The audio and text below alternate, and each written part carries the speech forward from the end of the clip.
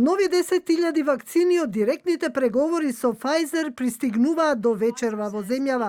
20.000 вакцини од Спутник пристигнале вчера наутро. 7.000 од нив се за ревакцинација на критичната инфраструктура. Од Pfizer секој понеделник ќе пристигнуваат од 4 до 7.000 вакцини, до вкупниот број од 26.000. Ризичните групи, лицата со ретки болести, хроничните болни, ќе треба да чекаат по великденските празници, кога ќе пристигнат 200.000 кинески вакцини од Синофарм, што во среда тргнуваат од Пекинг. Во текот на мај ќе се одвива масовна вакцинација, кога се очекуваат и 500.000 вакцини од кинески Синоварм, најави денеска министерот Филипче.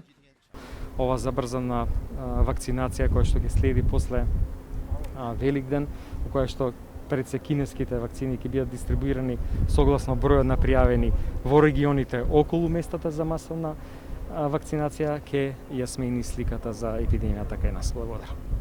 До сега на сајтот Вакцинација МК се пријавиле околу 150.000 граѓани кои ќе бидат повикани.